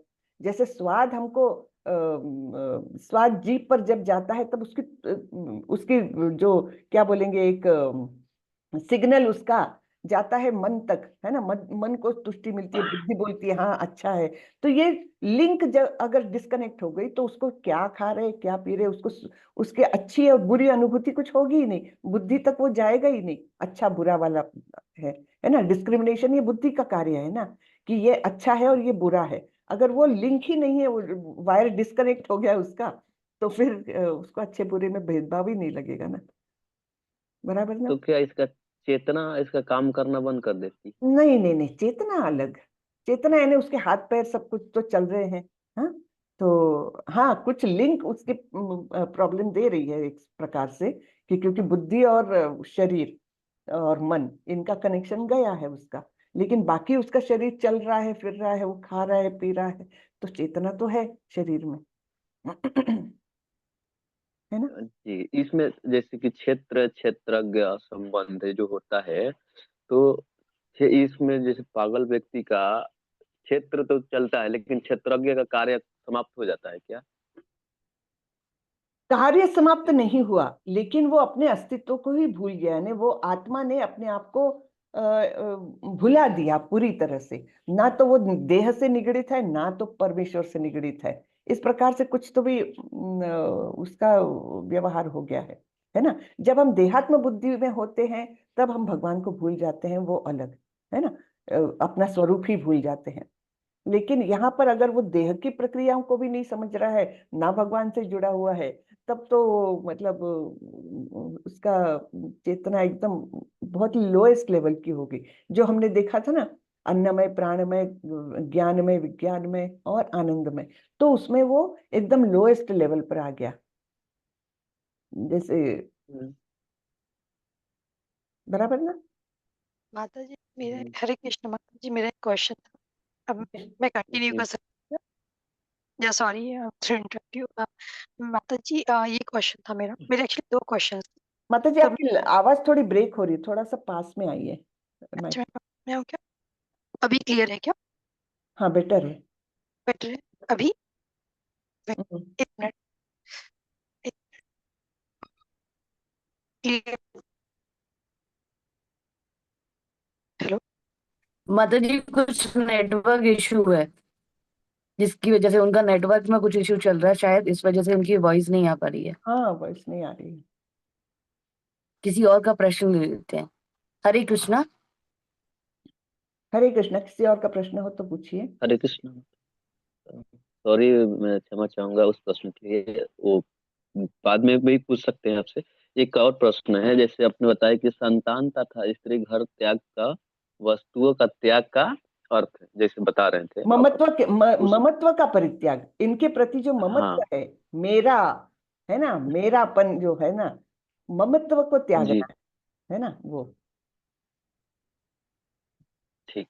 जी माता जी, धन्यवाद। धन्यवाद प्रभु। माता जी, हाँ, मेरा इससे रिलेटेड प्रश्न है। ये आपने अभी बोला कि हमें ममत्व को त्यागना है, तो उस वो कैसे कैसे पॉसिबल है? लाइक उसके लिए क्या करना चाहिए हम इंसान को? यही ज्ञान ही अर्जित करना है। जब हम अपना अस्तित्व क्या है, हमारा स्वरूप क्या है, और ये देह जो मिला है हमको कितना टेम्पररी है, फिर देह से जुड़े हुए सभी चीजें भी बहुत टेम्पररी है।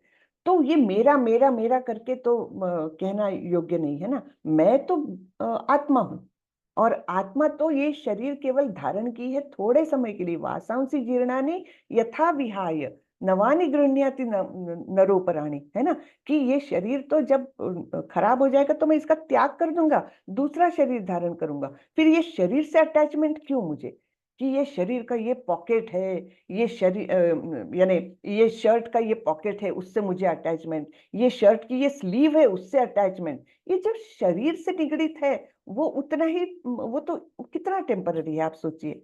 यानी शरीर यानी मेरा एक शर्ट है, और शर्ट से जुड़े हुए मेरा पॉकेट है, स्लीव है, कॉलर है, उनसे मैं ममत्व रखूं, तो ये कहाँ तक योग्य है ना?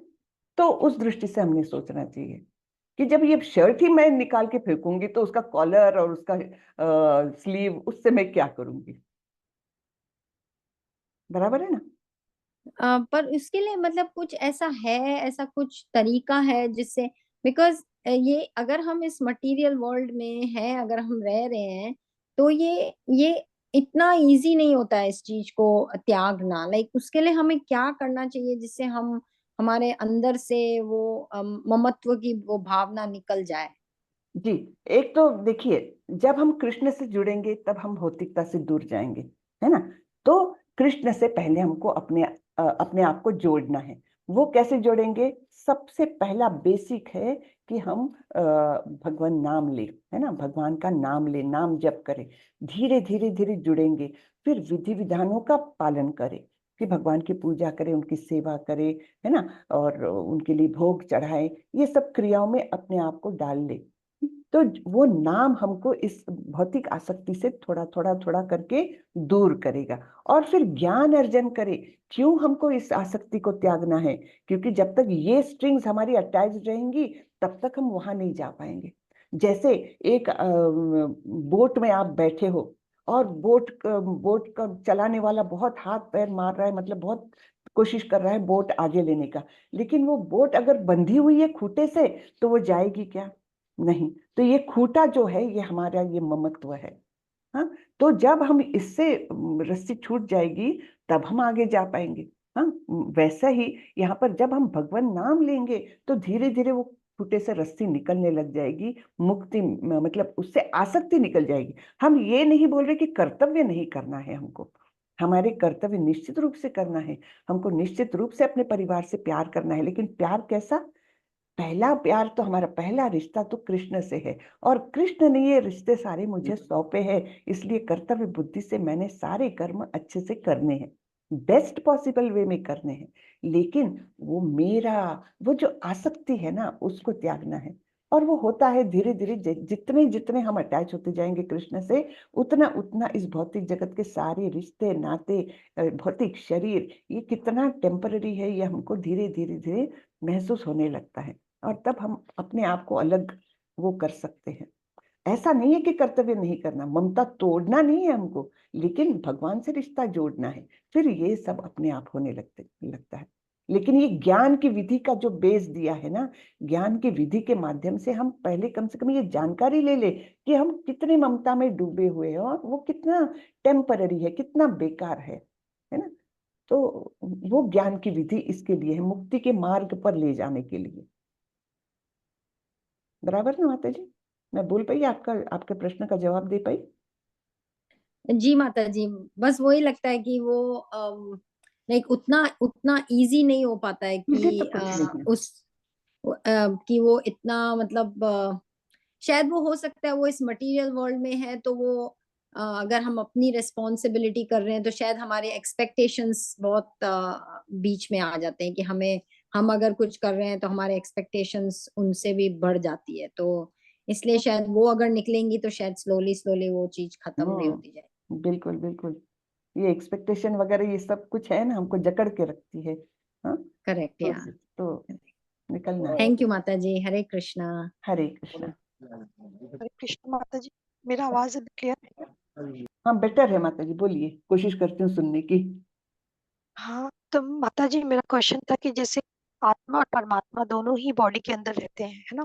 हम्म तो फिर जो आत्मा है, क्या वो अपनी पिछली जर्नी, पिछले लाइफ में क्या क्या हुआ है या क्या लाइफ थी वो क्या देख सकती है क्या? आई नो कि हिप्नोटाइज करके जान सकते हैं, बट क्या 8 4 5 पुराना लाइफ पहले क्या था, अभी क्या है, ऐसा देख सकती? क्या इतनी शक्ति रहती है क्या किसी आत्मा में कि वो जान सकती है?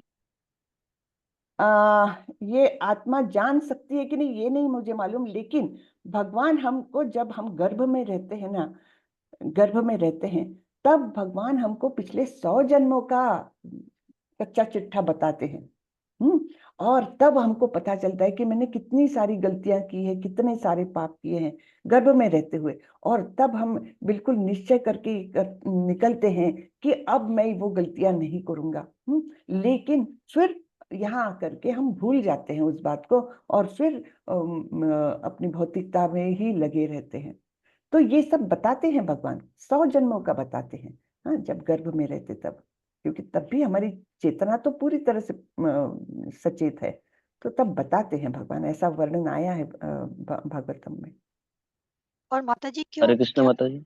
और एक मिनट, और लक्ष्मी माता माता जी जी का होने दीजिए। और माता जी क्या, और क्या कोई आत्मा ना प्रारब्ध मतलब कि नेक्स्ट किस मतलब किसके यहाँ पैदा होगी, क्या वो भी वो डिसाइड कर सकती है क्या कि जैसे कि मुझे यहाँ जाना है, ये यहाँ जाना है, तो वो बिल्कुल क्या आपकी कर इच्छा होगी, आपकी इच्छा होगी तो इच्छा पूर्ति भी होगी। तीव्र इच्छा अगर आपकी है तो आपकी इच्छा पूर्ति होगी। और तो और हमने छठे अध्याय में देखा है, आपको याद होगा कि अर्जुन ने प्रश्न किया था कि सपोज कोई इस मार्ग पर चल रहा है, आध्यात्मिक प्रगति के मार्ग पर चल रहा है, योगाभ्यास कर रहा है एक प्रकार से, है ना, और उसका भौतिकता के कारण वो पथ भ्रष्ट हो जाता है या उसकी प्रगति रुक जाती है, तब वो कहाँ जाएगा? वो तो आधा अधूरा रह गया, ना इधर का, ना पूर्ण योगी बन पाया, ना भौतिक प्रगति कर पाया। तो ऐसे व्यक्ति का क्या होगा भगवान? ऐसा अर्जुन का प्रश्न था छठे अध्याय में। तब भगवान ने बताया था कि अगर कोई कुछ प्रगति करके उसमें भौतिकता के कारण, कोई भौतिक कारणों से बाधा आ जाती है, तो उसको अगला जन्म अच्छे परिवार में मिलता है, बुद्धिमान परिवार या मतलब धनवान परिवार में मिलता है। और बहुत ज्यादा प्रगति करने के बाद वो उसकी मृत्यु वगैरह हो जाती है, तो उसको अगला जन्म योगियों के परिवार में मिलता है। तो इस प्रकार से अगला जन्म सुनिश्चित करते हैं भगवान कि हमारी प्रगति रुके नहीं, वहीं से आगे बढ़ जाए। तो ये बहुत बड़ा एक भगवान ने आश्वासन दिया हुआ है कि जो कोई इस मार्ग में आ गया, उसका अगला जन्म निश्चित रूप से मनुष्य जन्म तो है। ये भगवान ने आश्वासन करीबन दे ही दिया है छठे अध्याय में, है ना। और क्या माता जी कोई आत्मा परमात्मा से बात कर सकती है क्या, जैसे सपने में या जैसे भी हो, उसको उसको अनुभूति कर सकती है क्या, उसको मतलब उसको क्या बोला जाए इंग्लिश में, हमें कि उसको समझ सकती है क्या, जैसे कोई क्या वो बात कर सकती है? रियलाइज। हाँ, रियलाइज करना कि है। तो ये परमात्मा से क्या बात कर सकती है क्या आत्मा, सपने में या जैसे भी, कोई भी माध्यम हो सकता है, हाँ, जब प्रत्यक्ष रूप से कर सकती है? नहीं, प्रत्यक्ष रूप से कर सकती है नहीं कर सकती मुझे पता नहीं, लेकिन जब ये हमने 13वें अध्याय में ही देखा कि वो इस प्रकार से आत्मा और परमात्मा दोनों की अनुभूति कर सकते हैं। और कहते हैं जब हमारे कल्मश सारे दूर हो जाते हैं, तो परमात्मा हमको प्रत्यक्ष रूप में निर्देश देने लगते हैं कि ये योग्य है, नहीं है, इस प्रकार से निर्देश देने लगते हैं। वो चैत्य गुरु के रूप में हमारे अंदर बैठे रहते हैं। तो लेकिन उसके में बाधा क्या है? हमारी ही इच्छाएं, हमारे ही विचार उसमें बाधा, हमारे ही कल्मश जो है उसमें बाधा डालते हैं। जब हमारा अंतःकरण पूर्णतः शुद्ध होता है, तो वास्तविक रूप से वो चैत्य गुरु के रूप में हमारे अंदर बैठकर हमको निर्देश देते हैं। तो ये भी वर्णन आता है साहित्य में कहीं। हाँ, तो अच्छा, उनको चैत्य गुरु कहा जाता है, चेतना में बैठे हुए गुरु। तो वो चैत्य गुरु बन के हमारा वो पथ दर्शन करते हैं, हमको बताते हैं। मार्गदर्शन मार्गदर्शन करते हैं। बिल्कुल बिल्कुल। हम्म। थैंक यू, माता जी ओके। लेकिन उसके लिए आपको बहुत सफाई की जरूरत है, बहुत हम्म, ज्यादा सफाई की जरूरत है हमारे तरफ से, है ना। ओके। माता जी, अब जी, बुरा न माने तो मैं कुछ बोलूं, आप अगर परमिशन दे तो। हाँ हाँ, बोलिए बोलिए। जैसे माता जी प्रश्न कर रहे थे कि हम पिछले जन्म में क्या थे, कैसे पता करेंगे। तो मेरा एक कुछ अनुभव है। जैसे कि हम अगर परमात्मा में लीन हो रहे हैं, तो हमारे बर्ताव और हमारे कर्म प्ररुद्ध करता है, तो उससे थोड़ा थोड़ा अनुभव होता है कि हम इस योनि में या इस जन्म में ये चीज थे। इस तरह से अनुभव होता है। और ये सत्र मैं पढ़ा भी हूँ कि अगर हम मनुष्य हैं और हमें कुछ मतलब परमात्मा में लीन हो रहे हैं ना, तो अनुभव होना, ज्ञान आना ऑटोमेटिक आता रहता है। जैसे अपने चतुरन मिलिंतम है ना, तस्मै श्री गुरु नमः के जो मंत्र है ना, इसमें चतुरन मिलिंत का शब्द आया था अभी चक्षुर मैंने। उन्मीलितम, हाँ हाँ। हाँ, तो इस गुरु के शब्द लिए का। हम। हम्म, हाँ, तो ये शब्द आया था, इस तरह से ऑटोमेटिकली वो आता है। और हम अपने आप को जान सकते हैं कि क्या परमात्मा हमारे अंदर बैठ रहे हैं, आ रहे हैं कि नहीं। ठीक है। और हिप्नोटाइज तो होता है, वो हिप्नोटाइज वो एक काला जादू है, वो एक अलग तरह है। का वो टेम्पररी है। जी ठीक है, जी, लेकिन वो भी होता है, उसके माध्यम से भी हम किसी व्यक्ति को करते हैं कोई कोई। पूछ सकते हैं, बता सकते हैं और कुछ करा सकते हैं। ये सब है। ठीक जी, है। हरे कृष्ण। धन्यवाद मतलब। जी, हरे हरे कृष्ण कृष्ण माता। माता जी। एक मिनट, तुषार प्रभु का हैंड रेज्ड है बहुत देर से। तुषार प्रभु पूछिए आप। धन्यवाद माता जी। माता जी, जैसे चैप्टर 13.8 से 13.12 में मुक्ति की विधि, ज्ञान प्राप्ति की विधि या भवबंधन से मुक्ति की विधि बताई गई है। जी। और उसमें एक था कि प्रमाणिक गुरु के पास जाना इस हम्म ज्ञान को समझने के लिए। हम्म तो मैम, माता जी, अभी हम लोग ये जो भी ज्ञान समझ रहे हैं भगवत गीता का, लेवल 1, लेवल 2, लेवल 3, मतलब आप गुरु हैं और भी बहुत सारे गुरु हैं, तो हम जो भी ज्ञान अर्जित कर रहे हैं, समझ रहे हैं, क्या इसको भी ऐसा समझा जाएगा कि हम प्रामाणिक गुरु से ये समझ रहे हैं? प्रभु इसके देखिए, अलावा और ये भी कुछ? जो लेवल 1 लेवल 2 वगैरह है ना, हम लोग तो बहुत छोटे लोग हैं, हम गुरु के पद पर नहीं है, बिल्कुल नहीं है। हाँ, आपके एक पथ प्रदर्शक के रूप में हम है कि देखिए ये रास्ता है, बहुत अच्छा रास्ता है, लेकिन गुरु तो बहुत अलग बात होती है। गुरु उनको कहते हैं जिन्होंने भगवान का साक्षात्कार किया है ना, इतने परम ज्ञानी गुरु, है ना। हम तो अभी गुरु क्या, कुछ भी नहीं है हम, प्रभु। हम तो केवल एक रुचि उत्पन्न करने का प्रयास कर रहे हैं आप में, और कुछ नहीं, बाकी हमको कुछ नहीं आता है। हाँ, तो गुरु वगैरह तो बहुत बड़े, जैसे जय पताका स्वामी महाराज जो हमारे गुरु है, जो मतलब वो वास्तविक रूप में क्या बोलेंगे हम, कि इतना अद्भुत है उनका वो आत्म साक्षात्कार, कि इतना शरीर उनका पीड़ा में है लेकिन वो पीड़ा में नहीं है। हाँ, शरीर पीड़ा में है लेकिन वो अपने आप को बराबर अलग आनंदित रख सकते हैं। तो वो अद्भुत लोग होते हैं प्रभु। हाँ, हम जैसे तो हम तो कुछ भी नहीं है, आप गुरु की तो बात ही मत करिए। ये तो केवल एक हमको रेडीमेड साहित्य मिला है, हम थोड़ा सा प्रयत्न कर रहे हैं आपको आप तक पहुंचाने का, कि जिससे इस अध्यात्म में आपकी रुचि आ जाए, बस। बाकी हम तो कुछ नहीं कर सकते, तो हमको वो लेवल का मत मानिए हम। हाँ, तो माता जी पथ जैसे अभी हम प्रदर्शक, जिस पथ प्रदर्शक हम है कि रास्ता बता रहे, ये अच्छा रास्ता है। हाँ, आपको जी, इस प्रकार से ज्ञान अर्जित करना चाहिए, ये रास्ता बता रहे हैं हम, बाकी कुछ भी नहीं कर रहे। बहुत कार्य तो तो गुरु का माता ही जी, है माता जी।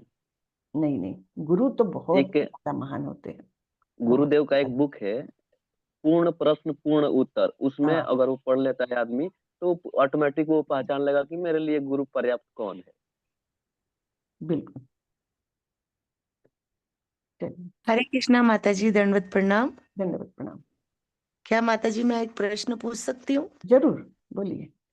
हाँ माता जी, क्या ये जो आप पढ़ाते हैं, जो भी आप हमारा कोर्स करवा रहे हैं गीता का, तो इसमें क्या हम आपसे ये पूछ सकते हैं कि आप इसमें गीता का जैसे पहला अध्याय ले रहे हैं, जो दूसरा अध्याय जो भी ले रहे हैं, उसमें महात्म्यता जो होता है वो भी हम हमें थोड़ा सा उसको वो भी बता सकते हैं, उसका कथा या उसका महत्व? तो बताते जा रही हूँ, जितनी कथाएं उससे रिलेटेड है वो तो बताते जा रही हूँ मैं, माता जी। अच्छा, नहीं, ये जो समझा नहीं मुझे आप। महात्म्यता सुना है, महात्म्यता हमारे पास एक महात्म्य, महात्म्य, गीता महात्म्य, वो भी हाँ हमने जी जी पहले माता दिन, जी। वो भी हमने पहले दिन कवर किया है। भगवत गीता शुरू होने के पहले गीता महात्म्य हमने पढ़ा है माता जी, पहले ही दिन। अच्छा माता जी, शायद, हाँ सॉरी माता जी, मैं शायद वो मिस कर दिया। हाँ, तो पहले ही दिन वो बताया है हाँ, आदि शंकराचार्य।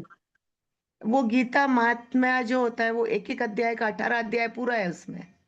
अच्छा, वैसा नहीं किया हमने, संपूर्ण गीता के बारे में है वो, आदि शंकराचार्य द्वारा रचित, वो हमने शुरू में ही कवर किया। लेकिन ये गीता महात्म्यता शिला प्रभुपाद का भी है, जिसमें एक एक कथा है, एक एक अच्छा अध्याय का। अच्छा अच्छा, तो वो नहीं, वो तो नहीं इसमें, क्योंकि ये हमको देखिए 1 घंटा ऐसे 18 दिन, उसमें पूरे 18 अध्याय कवर करने हैं, तो बहुत ज्यादा उसका विस्तारित स्वरूप नहीं हो सकता, है ना। अच्छा अच्छा, जी जी, जी, उसमें क्या है कथा का महत्व? ये कथा, ये अध्याय पढ़ने से भगवान श्री कृष्ण ने युधिष्ठिर से ऐसा ऐसा हमने पढ़ा था प्रभुपाद का बुक में, तो हमने सोचा कि वो बोलने से हमें और थोड़ा समझ में आएगा उसका इम्पोर्टेंस। पता तो नहीं, कोई बात वो नहीं तो मैंने माता जी, पढ़ी नहीं है। शायद हाँ, ये आपके कोर्स में हाँ शायद ये ऐसा करना है, हाँ हाँ। इसी। और एक और पूछना था, जो आप लिंक, जो आप वो प्रश्न भेजते हैं, वो हम जब फिलअप करेंगे तो क्या होगा माता जी? उससे एक 18 दिन के बाद एक सर्टिफिकेट आपको मिलेगा, वो डाउनलोड करना पड़ेगा आपको, और उस अच्छा, सर्टिफिकेट के साथ फिर आप लेवल 2 में जा सकते हैं, है ना, अभी लेवल 2 जैसे में। मैं पहले मुझे पता नहीं था करना है, और अभी मुझे पता चला, तो मैं इतना दिन छोड़ दिया, वो एक साथ पूरा भर लूं? बिल्कुल, एक साथ कर ठीक, लीजिए, बिल्कुल। ठीक माता जी, जरूर। हम्म, बहुत बहुत धन्यवाद। धन्यवाद, धन्यवाद माता जी, हरे कृष्ण। धन्यवाद, प्रणाम। तो अभी मैं ये पूछना चाहती हूँ कि देखिए, ये जिस उद्देश्य से ये कोर्स हो रहा है, 18 दिन में हम रुचि उत्पन्न करें, तो क्या आप लोगों में रुचि उत्पन्न हो रही है भगवत गीता के प्रति?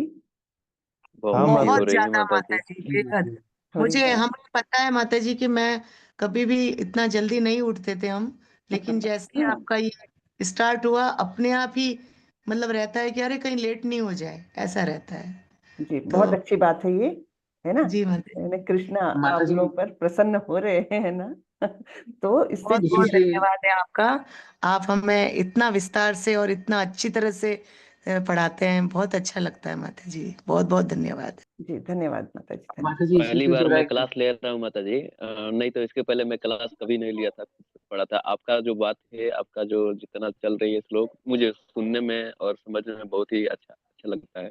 इसलिए आपका क्लास के लिए मैं सब काम छोड़ करके मैं बैठता हूँ। धन्यवाद प्रभु। तो ये तो आप लोगों पर कृष्ण प्रसन्न हो रहे हैं, आपको बुला रहे हैं अपने पास, है ना? कि पढ़ो, माता जी भगवत गीता पढ़ो, भागवतम पढ़ो, रुचि उत्पन्न करो, है ना? जी। माता जी एक प्रश्न था इसी से जुड़ा। जैसे अभी आपने बोला कि आप मतलब ये जो हम लेवल 1 लेवल 2 जो कर रहे हैं इससे रुचि उत्पन्न हो रही है, बट इसे भी और ज्यादा अगर आगे लेवल जाना है तो प्रमाणिक गुरु को कैसे खोजे, किनके पास जाएं, मतलब वो कैसे रास्ता कैसे करें? भगवान अपने आप गुरु आपके पास भेजेंगे, अपने आप आ जाएंगे गुरु। हाँ, आपको प्रयास करने भी नहीं पड़ेंगे। लेकिन कब भेजेंगे? जब आपकी वो भगवान के प्रति आसक्ति, वो इच्छा तीव्र हो जाएगी, तब भगवान अपने आप गुरु को भेज देंगे आपके पास। आपको कुछ प्रयास नहीं करने पड़ेंगे, आप बस लगे रहिए इसमें। जी गुरु अपने आप मिल जाते हैं, प्रामाणिक गुरु मिल जाते हैं, लेकिन वो अपनी तीव्र इच्छा होनी चाहिए उसके लिए। भगवान साक्षी है ना सबके, तो वो साक्षी है जी कि तुम्हारी इच्छाएं कितनी हैं।